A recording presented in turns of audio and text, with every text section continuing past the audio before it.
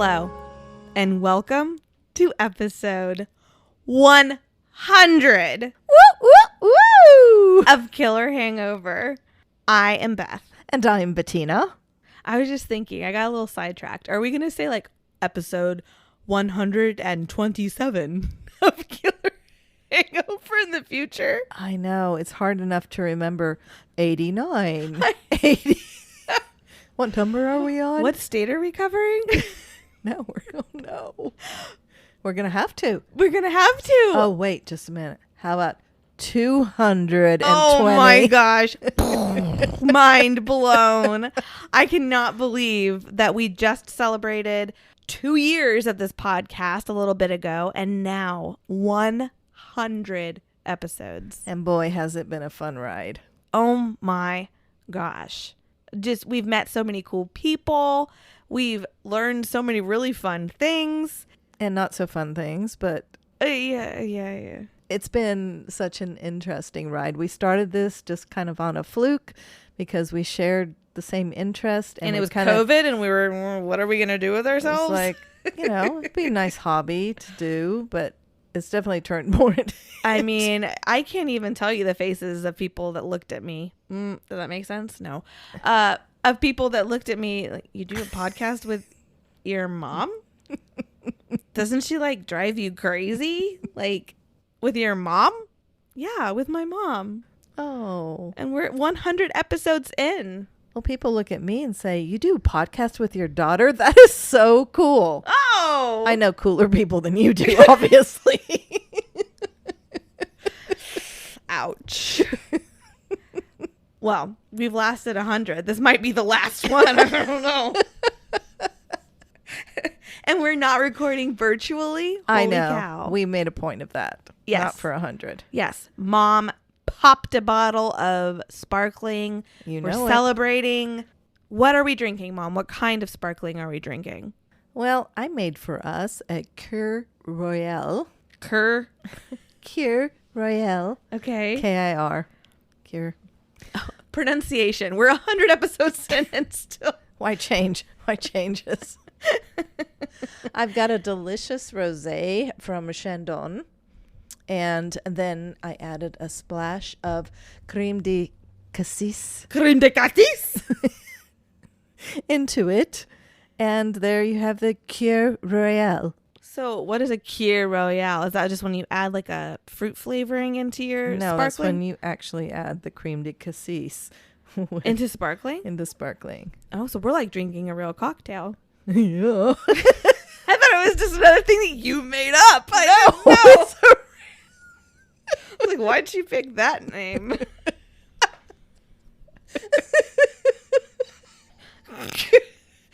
Cure Royale. What does that Where'd you mean? pull that name out of? Why don't you call it like the 100 drink? I don't know.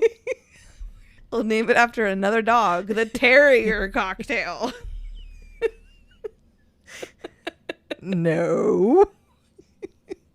If you never listened to us before, sorry. Cheers to 100, Mom. Cheers. Oh, that is delicioso. I feel like with the name Cure Royal and Crème de Cassis, I need to speak in a different. And Chandon. Okay. Well, I'm really excited for this episode. Oh my gosh, I am too. We decided that we're going to just have some fun and cover some crazy stories for you guys. Some bizarre. Yeah, just hear some of our favorite bizarre stories. And I've got 3 of them. Mom has 3 of them because she couldn't decide. I was pretty proud of myself that I nailed 3. There's a lot of bizarre stuff out there. I know. We should do this more often because I had so much fun with mine. Well, I think what we're going to do, since I have 3 and you have 1, I will read my first one. You make me sound like a slacker. I have 3 and she has 1. But yours is a big one. Yes, it is. So I'll read my first one. Okay. Then it's your turn. Okay. And then I'll finish it up with my 2. Okay. All right. Okay, here we go. Number 1. Tennis shoes found on the beach. Doesn't sound strange at all, does it? Let me add this little factoid. The shoes all contained human feet. No bodies, just feet. That is terrifying.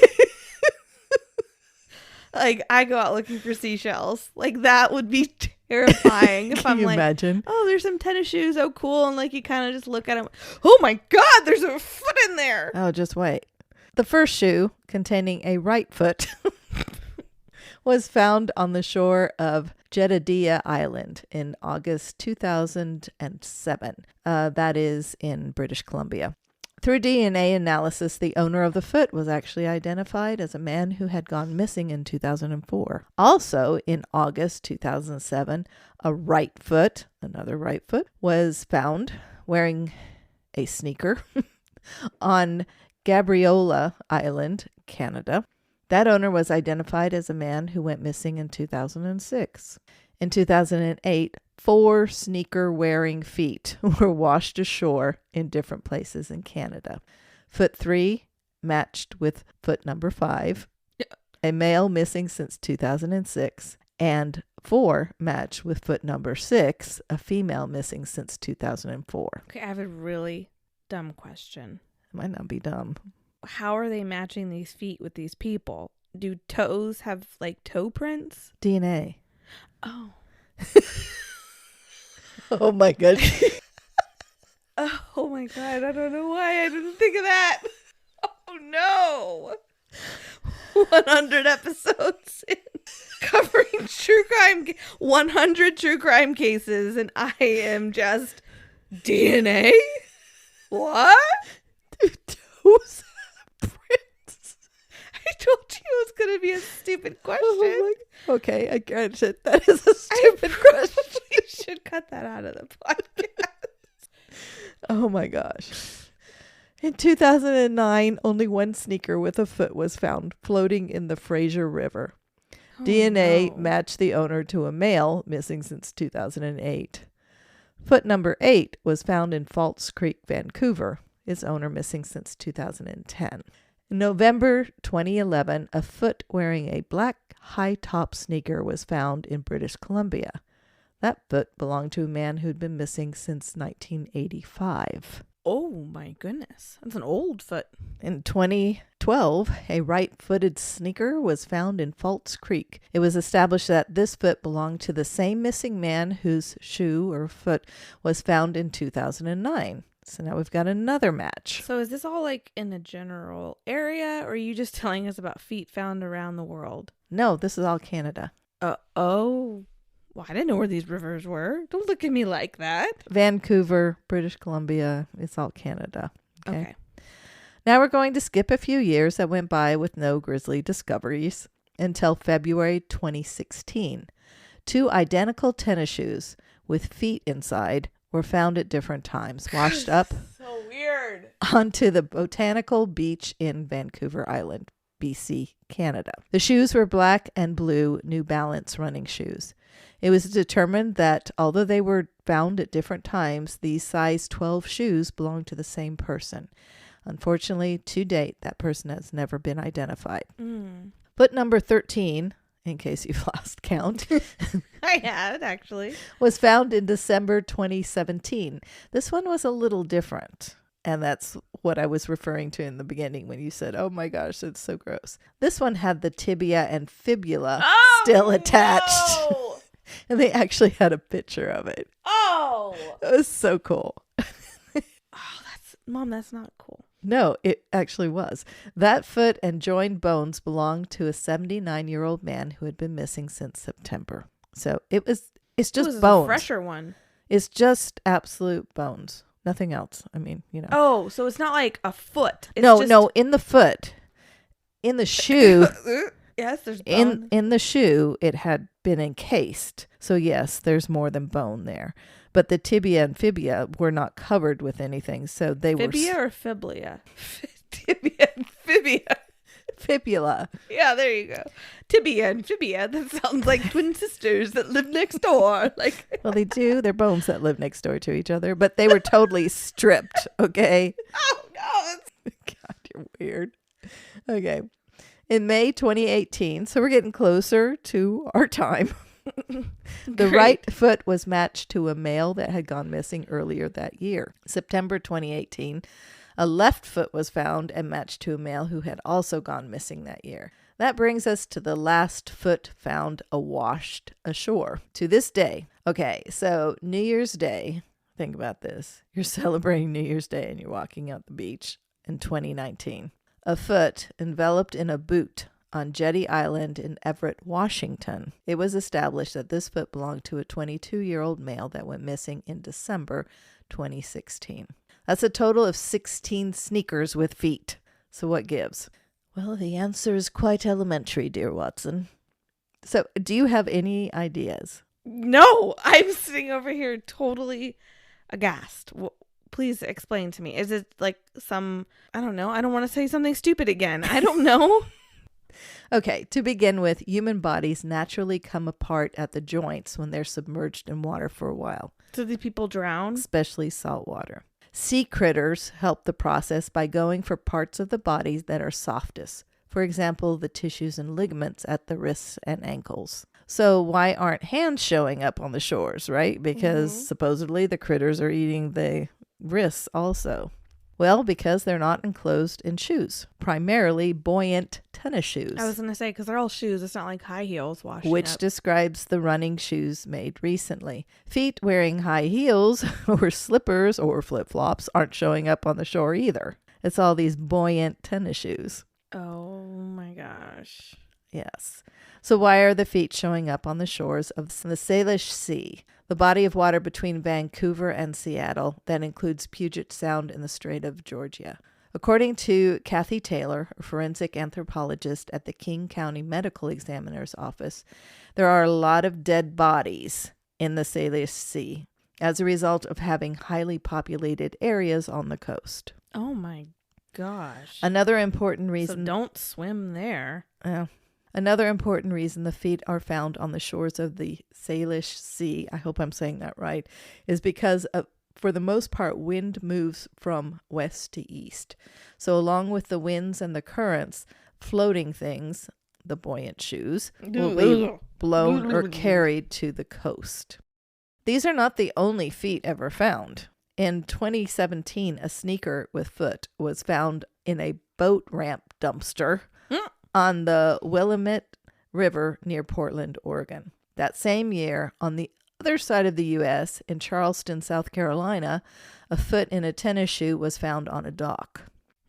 Moving closer to the middle of the U.S., a shoe with foot was found on the banks of the Mississippi River near St. Louis, Missouri. Now, this is not only a U.S. thing either. In 2016, Oh, so were those victims of drowning too? Mm-hmm. Wow. But they were not identified. But how is it in a dumpster? Probably somebody was fishing or whatever, and they didn't freak out that they had a human foot on the end of their line? or they freaked out so much they threw it and it landed in the dumpster. I don't know, but Good aim. that's where they found it. Just like the one on the dock. You know, it didn't wash up there. Somebody just left it there. So in 2016, right before the Summer Olympics began, a shoe with a foot washed up in Rio de Janeiro in the area of the volleyball courts. And this is right before the Olympics started. Oh my gosh. Feet also washed up on a very popular beach in Fuji, but there were more sinister reasons for those. Oh. Yeah. Maybe I'll cover it sometime. But that was my bizarre first story. It's just... What a kick. It's feet washing ashore. It makes sense, but it doesn't at the same time. It just creepy. It's weird. And was somebody in one of the articles was quoted as saying, yeah, since that happened, there's really no shoe unturned on the beaches anymore because people are looking. I mean, it's just like, oh, is this another foot being washed ashore? That's the fact that that's a common thing. Before you just walk by a pair, or not a pair, but a tennis shoe, you just walk by, no big deal. But now everybody's looking at the tennis shoe really closely. Gross. Absolutely disturbing. Well, my story also has to do with finding something or somebody on a beach. All right. This is a mind twister. It's unsolved and bizarre. Okay. The year is 1948. World War II had ended and the Cold War was just beginning. The case takes place in Australia, Adelaide, Australia, on Somerton Beach. It's December 1st, and police get the call that a body had just been discovered there on the beach. Okay. The very well-dressed man was slumped in the sand, his head resting against a seawall, legs outstretched and crossed at his ankles. He looked rather relaxed, almost as if he was sleeping. Mm-hmm. And many people actually thought he was. Probably passed right by him. Just the previous evening, on a stroll with his wife, John Lyons witnessed the man laying in just that same position. He was alive then, smoking a cigarette. He remembered the man raising his right arm into the air and in odd jerky fashion, and then it fell flat against his body. John and his wife kind of chalked it up to the man was drunk. Just sleeping it off on the beach.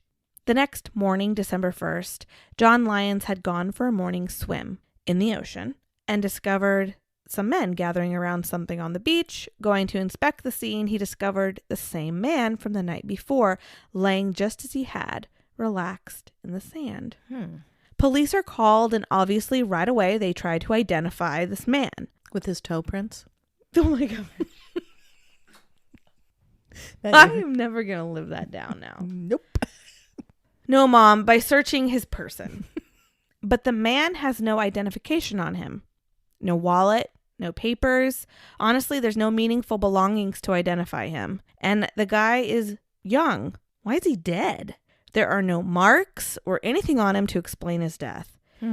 He was taken to the local mortuary where an autopsy is done basically right away. So like I said, there's nothing to identify, nothing of identification purposes in the man's clothes. What's odd, too, is that all of the tags on his clothes had been cut out. Well, I find that odd. Police didn't necessarily find that odd. During the war, fabric was rationed, so a lot of clothing was purchased secondhand. Oh, and sure. maybe they cut the old owner's name out that had been written on the tag or something like that. So the police didn't think too much of it, but it was just kind of odd that the tags were cut out, I think. But because the tags were cut out, officers couldn't even discover where the clothing was from. Right. What country were these clothes from? Was he local? Was he a foreigner? Pathologists believe he was only around 40 to 45 years of age. He had longer hair that was brushed back, was slightly graying. There were no lesions, no noticeable disease. General observation showed the man to be in very good shape. His shoes were freshly polished. His hands, although tobacco stained, showed no sign of manual labor. They were soft, and his nails were very nicely manicured. Oh my gosh. There were no scars. He had strong arms and a thinner waist. Another thing the pathologist noted was that the man had very muscular calves and that his feet seemed to be in a wedged shape, like he was used to wearing pointed shoes. With the muscular calves and the shape of his feet, the pathologist assumed the man to be possibly a ballet dancer. That or he wore high heels a lot. I'm going with the dancer. Going into the autopsy, they still couldn't find anything that gave them answers. He seemed to have died of heart failure, but his heart was otherwise very healthy. So it was almost as if it was healthy up to the point of it just stopping. His spleen was enlarged and his stomach and liver was filled with blood, which can be a sign of poison. The stomach and the liver were sent off to be tested by the most common poisons that they thought. But all tests came back negative. With no signs of foul play and no signs of poison, his cause of death was just left blank. Now, there were two rarities that they did discover on what they now named the Somerton man. He was missing his lateral incisors. Okay. They didn't look to have been removed, but rather they just had never come in. And also his ears were kind of rare, I guess. The upper portion of his ear was larger than the lower portion. So the hollowed part of your ear, the upper hollow was larger than the lower hollow. in his ears. But besides that, there's like nothing that these cops could get from the victim of who this person was. They had no idea. A set of fingerprints was sent off to different test sites. I mean, they even sent them to Scotland Yard and to the FBI. They even sent them to military records. Nothing. Oh my goodness. Now, although I said that nothing of significance was found on the body, that doesn't mean that nothing was found in general. They found it was just nothing that would give away his identity. In his pockets, they found some combs, some cigarettes. They found a used bus ticket, presumably the bus that had brought him there to the Somerton Beach. And they also discovered an unused train ticket. Oh. You and I have talked about it before. Like, I don't know how detectives just decide to go look this person or that way and how they solve these crimes. It blows my mind. But after days of having the body on hand and no missing person cases reported where they could pinpoint it, somebody was like, let's go check the train station. If the man had a train ticket, where was his luggage? And sure enough, there was a suitcase discovered there. It had been left at the station storage area the day before the body was discovered. Okay. Now, at this point, a very renowned pathologist, John Burton Cleland, had been called to the case, and I'm actually going to read from his notes taken from his look into the case. Quote, I consider there is practically no doubt that the suitcase left in the left luggage room at the railway station belonged to the deceased. On a card in the suitcase is some orange-colored linen thread. I've examined this microscopically, and it corresponds microscopically in color and size of fibers with similar thread used to sew up a trouser pocket in the suitcase. Buttons on the trousers taken off of the deceased and where the coat collar of the deceased had given way. The color is unusual, was warm sepia of Ridgeway. I'm assuming that's a color. I mean, he must have pulled out like the Crayola box and compared. I think he renamed something. Better than your whatever you named this champagne we're drinking. Cur Royale.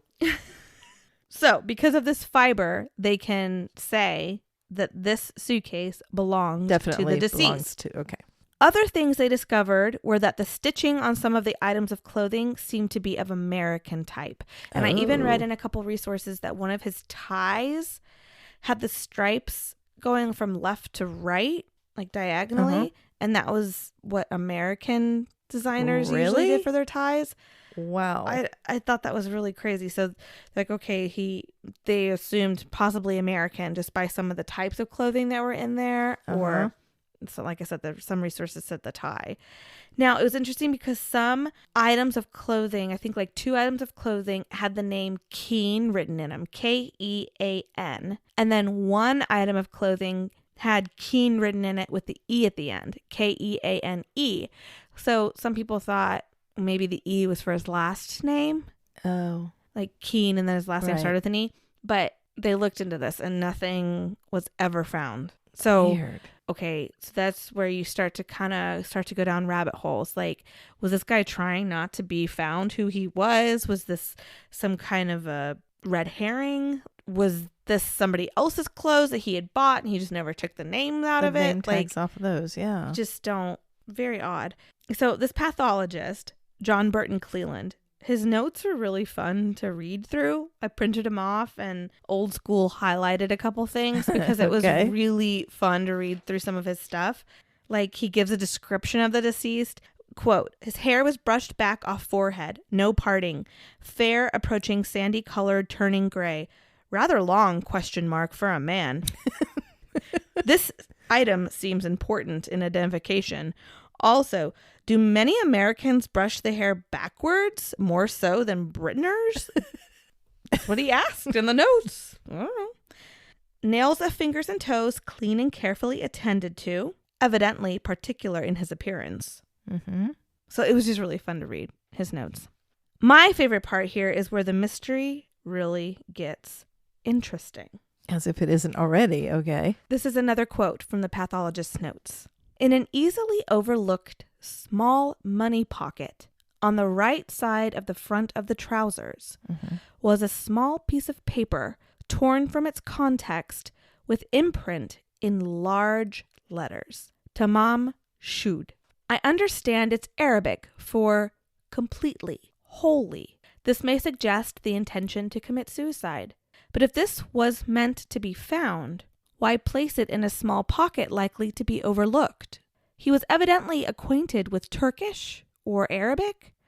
Had he served there in the army, British or USA, or visited as a sailor? Evidently had stayed in the Middle East sufficiently long to acquire some smattering of the language. Pockets otherwise empty. No money, no papers. Looks as though these had been deliberately got rid of. Could hardly have been robbed as a dead man before 6:30 a.m. Hardly likely to have spent exactly all the money he had, having not a penny. Unquote. Weird. So it's in the same place that Zazu's petals were. Zuzu's petals? Zuzu's. Zazu's. Zazu is in Aladdin. Zazu had feathers, not petals. It's just like in that small little pocket. Zuzu's petals, yes. Now, this piece of paper with Tamam shud. So this was discovered to be torn from a book, the Rubaiyat of Omar Khayyam. It was a 12th century poem written in the 12th century. Yep, got it, Beth. Wow. It actually wasn't translated to English until 1859. It was a pretty popular poem. It was about seizing the day and living for the moment. In the 40s, it was a pretty popular gift given between lovers when they were separated by the war. Talum should be translated to "it is finished." Oh, okay. Did this allude to suicide, like the pathologist suggested, or something more sinister? Investigators came to the belief that if the Somerton man had been poisoned, there were two possibilities. These two drugs could have very easily been overlooked. They were deadly, they could go undetected, and they would cause heart failure mimicking a heart attack. One of them, Digitalis, had actually been used the same year in the death of a Soviet spy. Ooh. Harry Dexter White, the Assistant Secretary of the United States Treasury, died of a supposed heart attack just days after being accused of being a Soviet spy. Eventually, the death was found to be from an overdose of Digitalis, and eventually it was found that he was in fact a spy. Was the Somerton man a spy as well? Ooh. His identity was a total mystery, with the tags being removed from the clothing and the name Keene and Keene. Yeah. Was this a red herring? He had no papers, no wallet, and just a piece of paper that basically said "it is finished," folded so tiny and placed in a little pocket. Because of the font of the Tamam shud, they know it came from a rare copy of the Rubaiyat. They went on a hunt and even went public with asking if anyone had the book, and if they did, if they were missing the back page. Eventually, a man came forward. No way. Saying that he discovered the book in the back of his car. Huh? He didn't have the book, had never seen the book, but it was missing the last page. So he'd never owned it, but all of a sudden it was in the back of his car. Okay. And it was missing the back page. Interviewing the man, they discovered that around the time of the Somerton man's death, this man had parked his car near the beach and had left his windows open. Okay, the story sounds bizarre, but okay. The detectives went with it. We're going with it.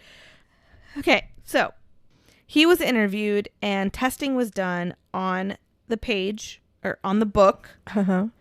And this was the book. Are you ready for more crazy? Uh-huh. In the testing of the book, they discovered impressions. They were very faint. They could not read them.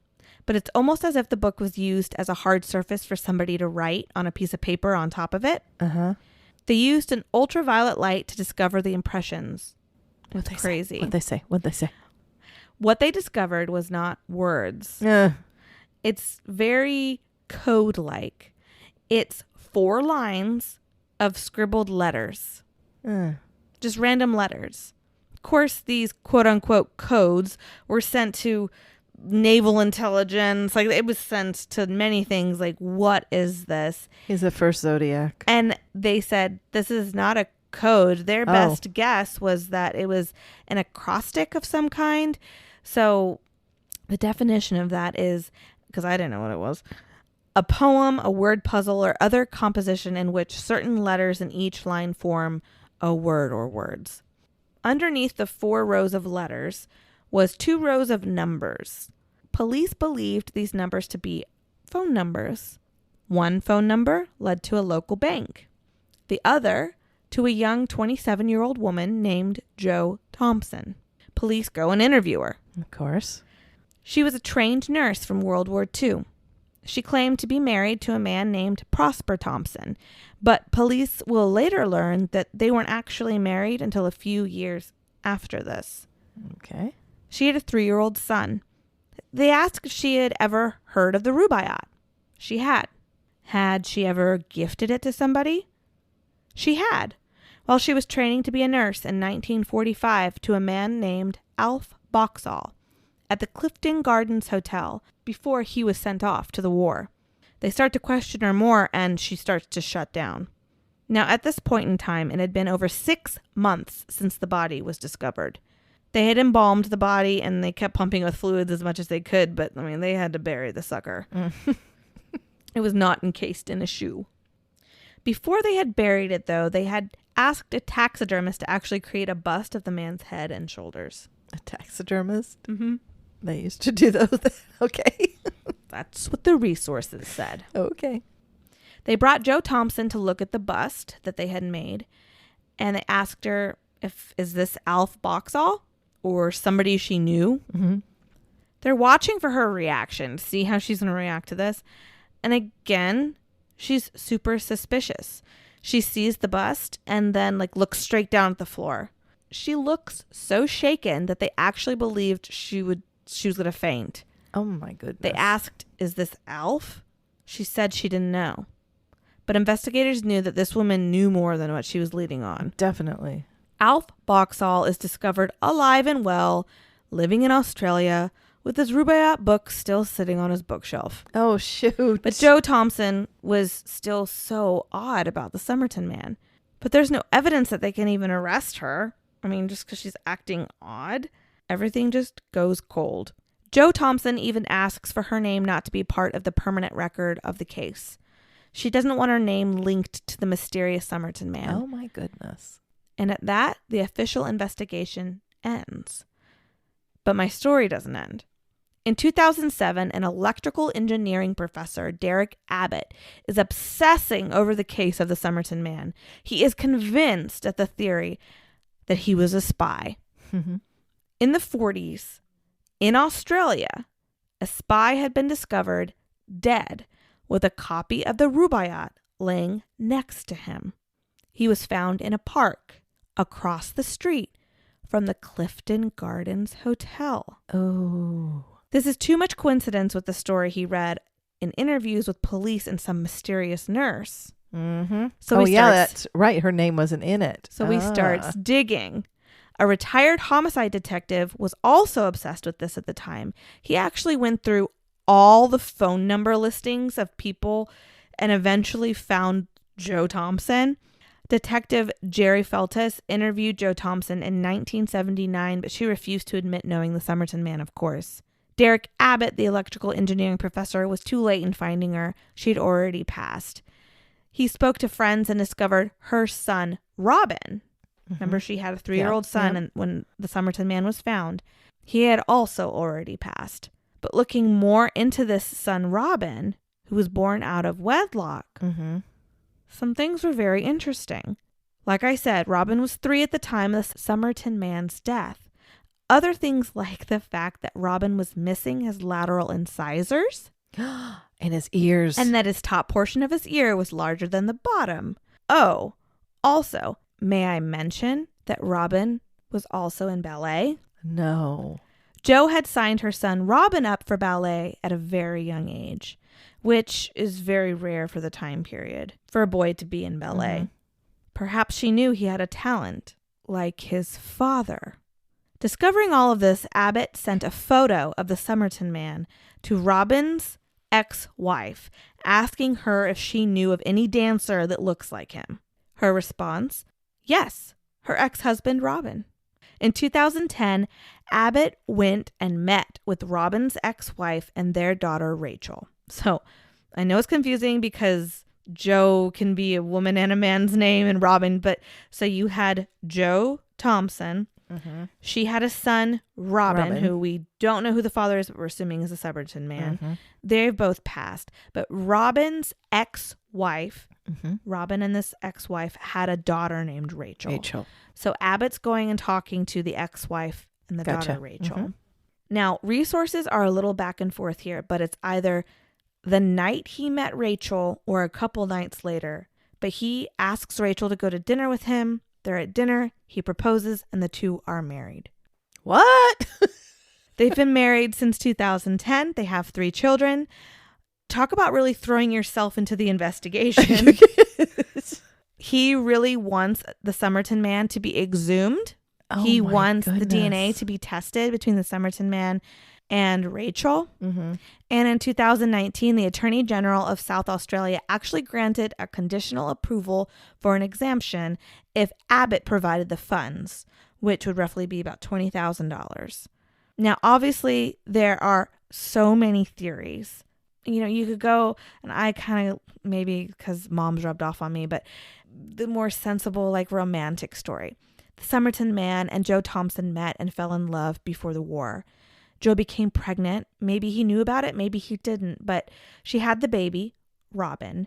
And then that December 1948, the Somerton man came out to profess his love for Joe, or possibly reconnect with her or meet his son. He brought along a copy of the Rubaiyat because it meant so much to him because she had gifted it to him before the war. Mm-hmm. But because of the times, I don't think Joe wanted to mess with her relationship with Prosper Thompson at the time. I mean, they ended up getting married eventually. Right. Maybe there was a fight. Maybe she sent him on his way. Riddled with grief, the Somerton man left, ripping the end of the book with him, tossing the book into an open window of a car along the side of the beach, throwing his wallet into the local trash, took the overdose of digitalis and died on the beach. Or perhaps he was a spy. I like the spy story. Maybe he was killed by other spies. His tags cut out, no papers or identification. It's all so mysterious.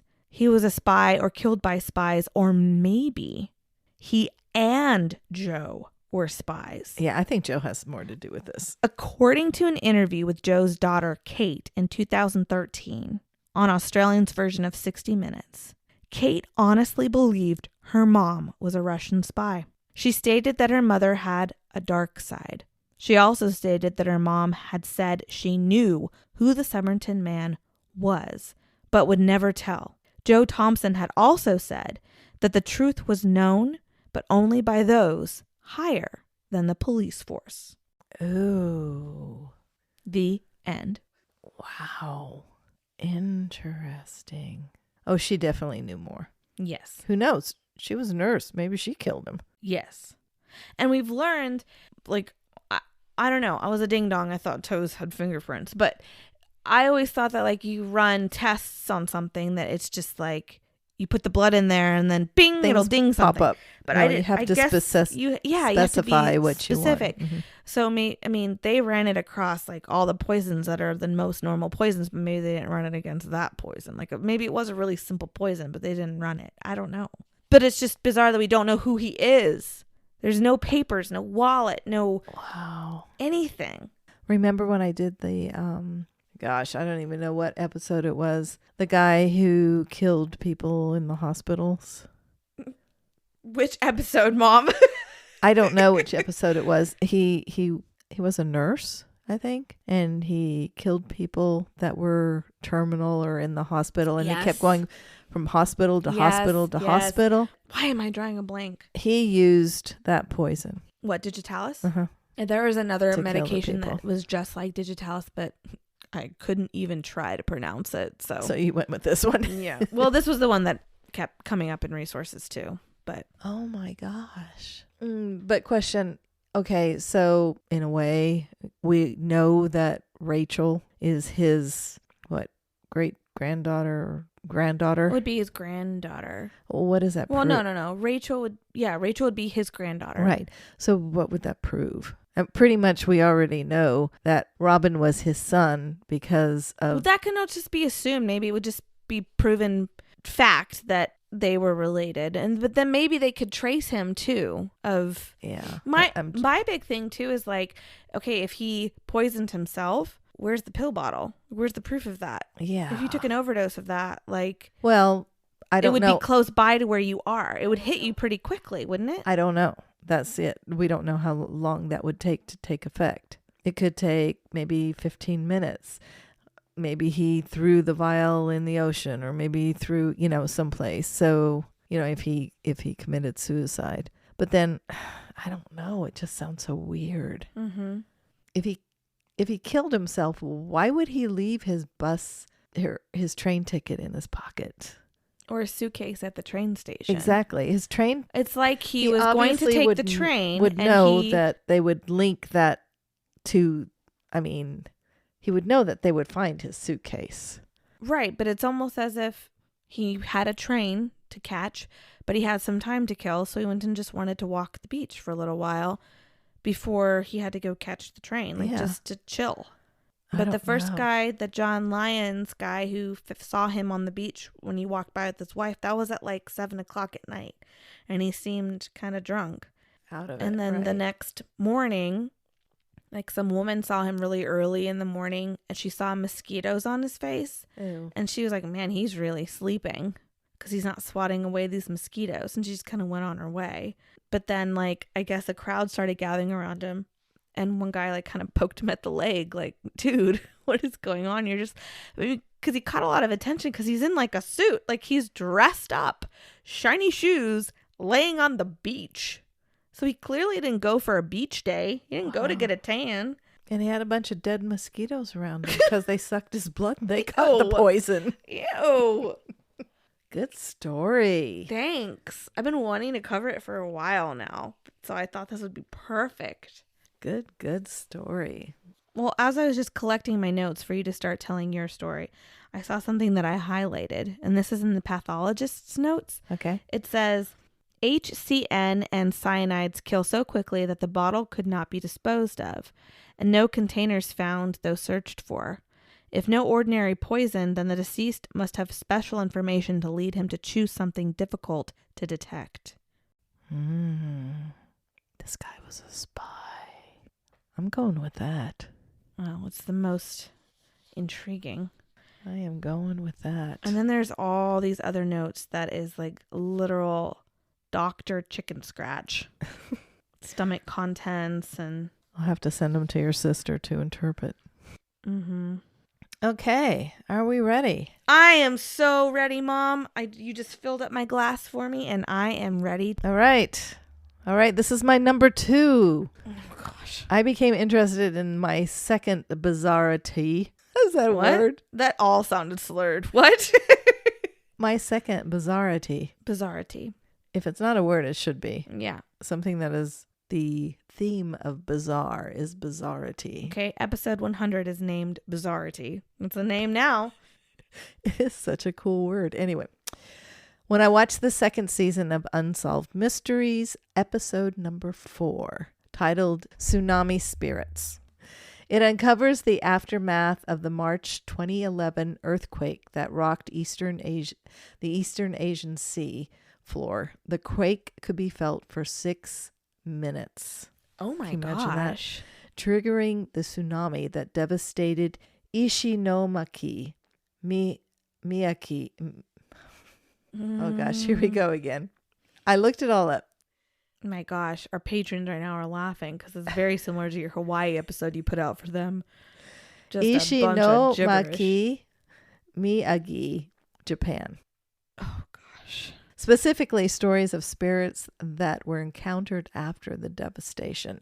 For those that don't remember, the coast of the mainland was hit with a 9.1 magnitude earthquake, which caused a very powerful tsunami that struck an hour after the earthquake.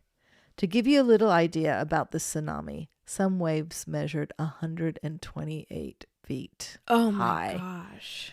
These powerful waves came some 6 miles inland, further causing flooding when a river overflowed. 11 communities were hardest hit by the tsunami. Sorry, I'm not even going to attempt those names, okay? Just move on, Mom. I'm not even going to do it. A total of 217 square miles were flooded. Then we can't forget when the cooling system failed at the Fukushima.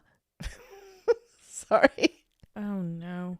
At the nuclear power plant, There you go. causing a meltdown. As the waters retreated, several victims were carried out to sea. According to Japan's Fire and Disaster Management Agency, more than 15,000 people were killed and 2,500 are still missing. The Unsolved Mystery episode really captures the devastation the tsunami wreaked on the land and the people. I mean, I was, one of those things where you don't want to look at an accident and you're driving by, but Yeah. you still look.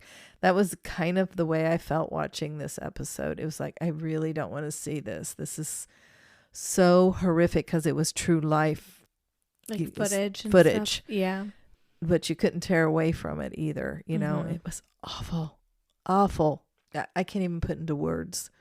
Following the earthquake and tsunami, there were, and perhaps still are, many reports of encounters with ghosts, especially of ghosts searching for their home and family. Of course, not everyone wants to tell their story about encountering a spirit, but some have. There are quite a few stories from cab drivers. One said that he picked up a woman one evening. He didn't really think about it at the time, but it was summer and warm. But the woman was wearing a heavy coat and was soaking wet, as if caught in a rainstorm. But there had been no rain in days. The woman got into the back of the cab and asked to be taken to a specific neighborhood. The cab driver asked her if she was sure she wanted to go there. There was nothing left of the neighborhood but rubble. Quietly, the cabbie heard the woman whisper, "Am I dead?" When he looked in the mirror to see her, she was gone. Another story told by a cab driver is that he picked up a young man who asked to be driven to a village in the mountains. When he got to where the village once sat, the cab driver turned to ask for payment, but his back seat was empty. Oh, gosh. These are but 2 of many stories. I'm just wondering how many drivers are losing money because of these spirits. Oh, no. They are taking their precious time. Well, they're driving like to far Yeah. places. Oh, shoot. There are also stories of possession. One is as follows. There was a man who, after being displaced by the tsunami, refused to go back to see the devastation the tsunami had caused. When 6 months later he felt like he could possibly go back, he did. He was saddened, of course, as he looked at the destruction, but that was all, and he returned home. The man seemed fine until dinner. As the family ate, the man suddenly rose, started speaking very loudly in words no one understood. He tore at his clothes, ran outside, where he proceeded to find a mud hole and rolled in it, screaming and speaking in that odd language. The family finally managed to put the man to bed, and the next morning he had no memory of what had happened, but still felt ill at ease and sick for several days. He finally went to a Buddhist monk who performed an exorcism. When the exorcism concluded, the man felt lighter, as if something dark had entered him and was now gone. There are several stories of knocking on doors. When answered, there's someone standing there looking forlorn and confused. Then the person simply disappears or evaporates. Or what? Evaporates? Evaporates. Evaporates. One man admitted when asked that he hates the rain because he sees the eyes of tsunami victims in the puddles. Oh my gosh. So many of these types of stories, as well as people reporting seeing departed loved ones in their dreams, with the loved ones speaking very vividly to them. So when you hear all of these personal accounts of people seeing and hearing spirits, you wonder if maybe there are hundreds of spirits walking around these communities, wondering what the heck happened. Like yeah, we've talked about that what's before. going on? They were taken so quickly or Right. in such a way that, yeah, they're just trapped. A British reporter, Richard Lloyd Parry, covers these accounts of, quote, tsunami spirits in his book, Ghosts of the Tsunami. If you want to dive deeper into this strange case, his book covers the faith of the Japanese people. They believe that all things, be they animated or inanimated, are inhibited by spirits. Because the tsunami took the lives of people so unexpectedly that many restless souls wander in this world. Now, I could end here, but that would be unfair because there's another side of this phenomenon. Of course, it's me. I have to present that. Mm-hmm. Dr. Charles Figley of the School of Social Work at Tulane University states that it is not unusual for a large group of people, in this case an entire nation, to process their grief and trauma in a like-minded way. In this case, the tsunami ghosts. But don't misunderstand me. Whether there are actually ghosts or not, they are real to those who profess to have seen them. So I'm not taking away from that at all. Maybe seeing these spirits is a way of grieving and of inner healing from the devastating tragedy. Interestingly, across Japan, especially in the coastal towns, there are other ways to grieve, and I found this so interesting. I came across this. It's a picture of a lone white telephone booth sitting on a hill overlooking the ocean with absolutely nothing else around it except for wild grasses and flowers. Okay. So picture this lone white telephone booth. It is called, quote, Phone of the Wild. No, it is not a piece of art. It is a grief release installed by the coastal town. Oh my gosh. Otsuchi, that's the name of the town. By using this booth, those grieving can call and send a message to those they miss who have died. Oh my gosh. While they look over the waters. Oh my gosh. Mom, you're supposed to be telling bizarre stories, not sad ones. Well, the tsunami was devastating. The devastation and death caused by the earthquake and tsunami is real. The grief felt by many caused by the disaster is real. Who's to say that the spirits they see are fact or not real? Dr. Figley had an awesome quote. Here it is. Ghosts, for some, are more tolerable than the void created by death. Oh, wow. I love that. Pretty deep, but... Oh, I'm 3 glasses in. That was too deep for me. Yikes. I thought that phenomena was just so interesting. If you get a chance, and if you haven't seen that Unsolved Mysteries, episode number 4, it is fascinating. Absolutely that phone fascinating. booth is really cool. Yeah, that wasn't in the episode, but yeah, the phone booth. They're thinking of all kinds of creative ways to actually have people handle this. Try grief. to find some closure and move forward. Yeah. Or to just, talk out their grief. Sure. How fascinating. Very, very interesting. All right, Mom, what's your last one? Okay. It's an upper, right? No. What? You're going to end us on a low note? It's extremely fascinating. Number 3. Okay. I don't know if bizarre is the correct word to describe number 3. Bizarrities? Bizarrity. But this is not. I don't want to disrespect a religion or culture by calling their rituals bizarre. Let's just call number 3 fascinating. Okay. At least I thought so when I first heard about it. For over a century, here we go again. I'm sorry if I totally mispronounce things. I did look it up to see how they pronounce it. I'm going to take a gulp. Okay. For a century, the Torajan people in a tribe from the Sulawesi island in Indonesia have celebrated a festival known as Manena, which is translated the ceremony of cleaning corpses. Of cleaning corpses? Yes. Before I get into the ritual, I would like to tell you a little of the people to maybe help you understand why they do what they do. The Torajan live high in the mountains of Sulawesi, Their village is so remote that no one knew of their existence until the 1970s. Fourth cousins and beyond are encouraged to marry so the families stay connected. Rarely do people from the tribe leave the village because their belief is that the spirit of a dead person should always return to their home. So the Torajan are afraid to venture too far from the village in case an accident or something happens that could cause their death and their body could not be returned to the village. The Torajan belief is that death is just a step on an ongoing spiritual journey. This being said, the funeral is the first step. Some funerals will last a week with elaborate celebrations. Because the funeral is the first step, many will save what little money they make through their entire lives so that they or their family members can have a respectable funeral. In some cases, when there is not enough money saved up for this type of funeral, the funeral will be put off for several weeks or even months. Oh.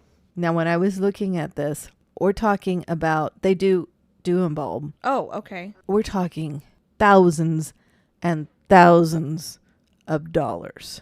These funerals cost like they're just really elaborate. $20,000 or something. I mean, some ungodly amount because they slaughter water buffalo and it goes on for a week. These celebrations and stuff. Okay.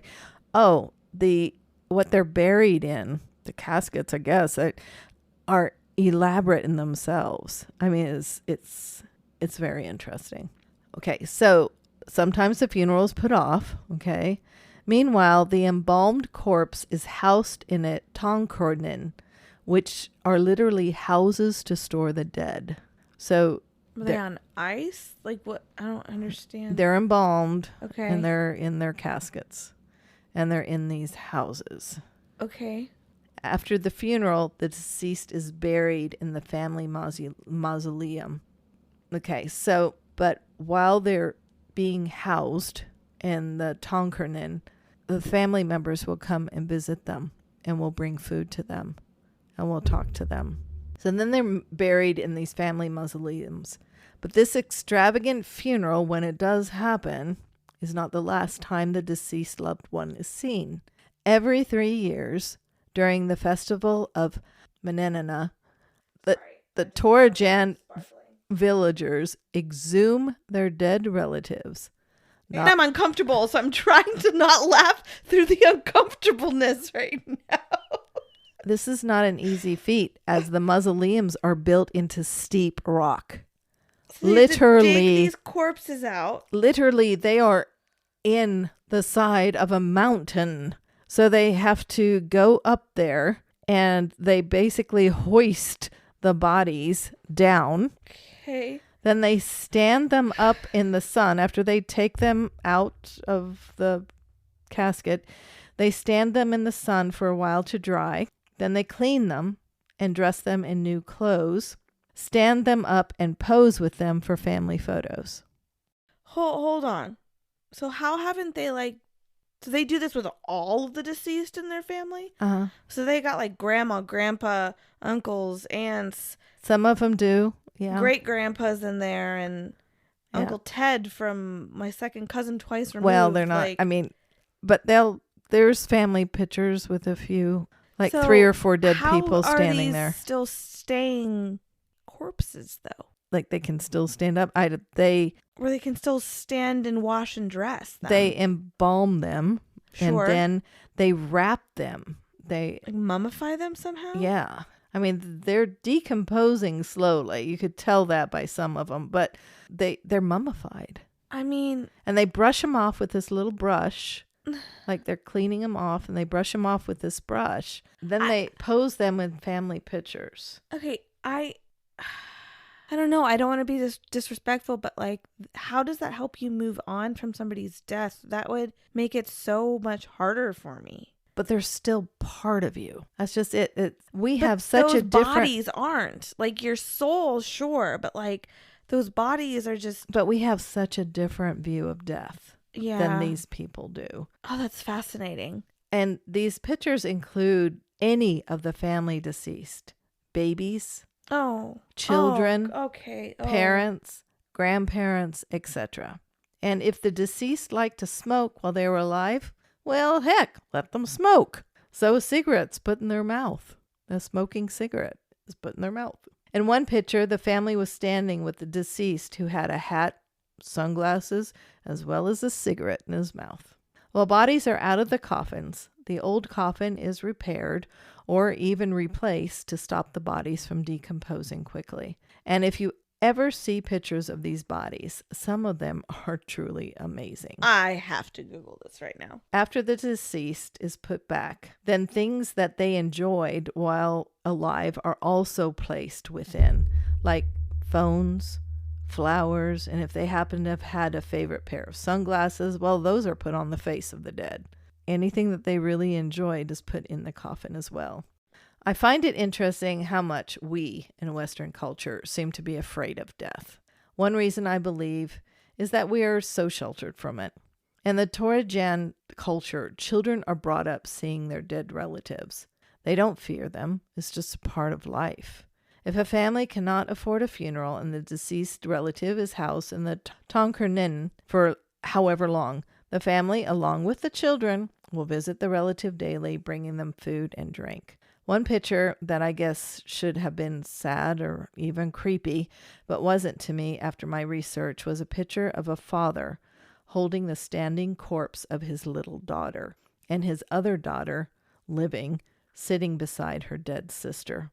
Oh, looking into this culture made me wonder, so do they even believe in ghosts? Right. Because they believe that that spirit is with that body. Some of these pictures are crazy. This is so fascinating. I know. I don't like the ones with the kids and the babies, so that's so sad. But This mom is just smiling, holding her baby. I know. It's the way we look at death that is so different from the way that they look at it. Do you see the father yet holding the little? No, but, I mean, these bodies are decomposed. Don't get me wrong. I was thinking of they look like people. I mean, No. there are definitely skeletons in a lot of these. But yeah, this guy's in sunglasses with a cigarette. This is, oh my gosh, there are no words. This is crazy. This is really interesting. I just found it totally fascinating because it's just nothing that we in the Western culture would even think of. You know, we would look at that and, you know, like Psycho keeping his mother alive, you know, or keeping his dead mother's body. But in this culture, that is the norm. And it's done every 2 to 3 years. They take the body out and they clean it and they pose with it and everyone's smiling. It's a family picture. I mean, the more I looked into it, the more I didn't think it was creepy after a while. Yeah, but I wouldn't imagine they believe in ghosts then. Because I know that was my big question. Do they believe in the supernatural? Do they believe in ghosts? Sometimes you just have to say, Pour me another. Well, bizarre. Bizarrity. Number 100. Number 100. Done and done. Wow. That was fun. 2022 is going to be the year. I told you guys that for my 33rd birthday on 2022, the year of the doubles. It's a good year. There's a lot of good things coming. Guys, we are planning a live show. We are planning a live show. You guys have asked. You are receiving. We are working on it. Look for it soon. Got the venue. Oh my gosh. I mean, just so many good things are coming from just a simple little hobby that Mom and I wanted to pick up and do. And we did in her little computer room in her house. And we had these old dinky microphones that our first episode stunk so bad. We had to redo it, which was tough. I mean, wow. Yep. And we probably still have quite a ways to advance. Oh, but... yes. We're not there yet. But just the fact that we were asked to do a live show is really cool. I know. Thank you guys so much for listening to us 100 times and more. If it wasn't for you, we wouldn't be here. Keep sharing us with your friends and family. We really appreciate that. We appreciate all the reviews. We appreciate all the ratings. We appreciate all the follows and the subscribes and the everything else. We are on Instagram, Facebook, TikTok, and YouTube now. YouTube. We are on YouTube. So go and subscribe, follow, rate, review. Just leave us a hey, how are ya? Subscribe to our channel. Yeah, and email us, killerhangoverpodcast@gmail.com. If you have any ideas of stories you want us to cover or places you want us to visit or things you want us to do for 2022, join us on Patreon, download the app, or find us on patreon.com. That is patreon.com/Killer Hangover Podcast. It's $5 a month to join us, but we appreciate it. It helps us with podcast preparations. My Bizarrities. $5 goes to our Bizarrities and our randomness. So thank you, thank you, thank you. Wow. This is a good episode, Mom. It was fun. Definitely. Well, cheers, Mama. Cheers. Love ya, kid.